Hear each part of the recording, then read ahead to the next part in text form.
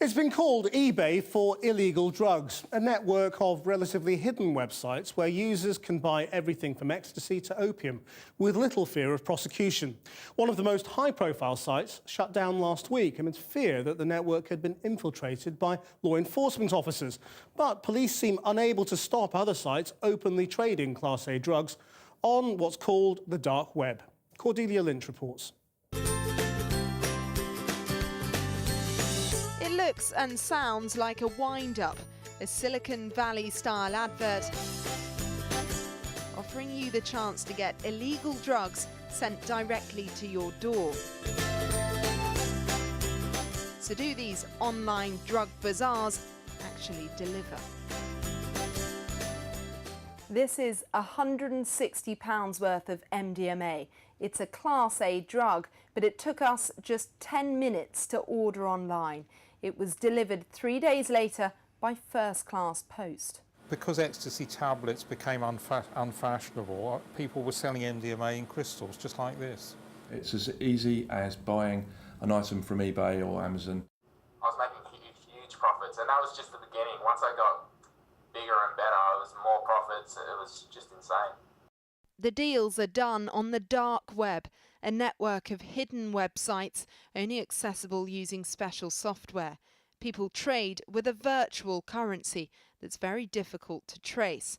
And a source close to the FBI has told us they're facing an exceptionally secure and smart enemy. Meanwhile, the sellers are cashing in. I spoke to Ryan West, who said he made more than £20,000 over 6 months. I know Australians always prefer UK because it seems like a safe country to get from instead of, like, say, the Netherlands or Germany. UK is quicker and safer. We decided to see just how easy it is to buy drugs on a site called Silk Road. Its yearly sales are reported to be over £13 million. Well, on here I can see everything from heroin, crack, ecstasy pills. The heroin here goes from $225 up to $5,000. You can even rate people. This is a system based on trust. Here the seller says 2 grams of the best Afghan brown heroin. Satisfaction guaranteed, it promises. We bought 3.5 grams of MDMA, a key ingredient in ecstasy, and 1 gram of opium. Well, the envelopes have arrived. It took just 3 days, and now we're going to find out what's inside. We're at a government licensed laboratory, and they're going to test the contents for us. John Ramsey is a toxicologist who spent nearly 3 decades analysing drugs for the police.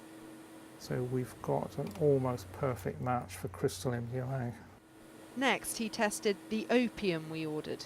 So we've got one small package which could be opium. It too tested positive. Are you surprised that these things are so readily available on the internet? Yes, I am. I mean, we know there's a ready market in legal highs, but these are illegal compounds, and I am surprised that it's relatively straightforward to buy them over the internet. But some behind the sites believe the authorities are closing in on them. 6 months ago, Atlantis was the new kid on the net.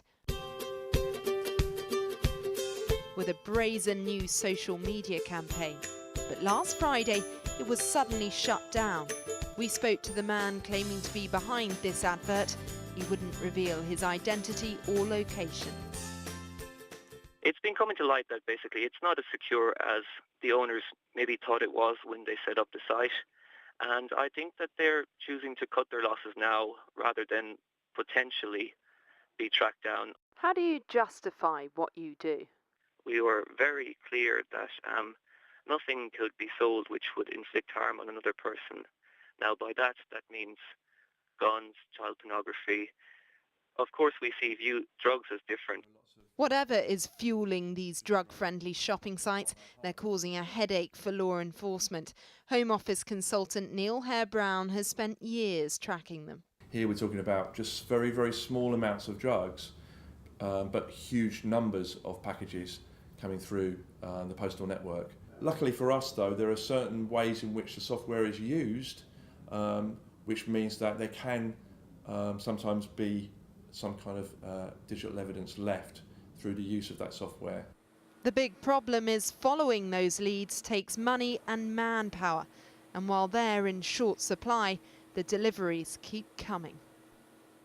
These drugs are now bound for the incinerator, but there are many more being sold every day on Silk Road and other sites that are unlikely to meet a similar fate.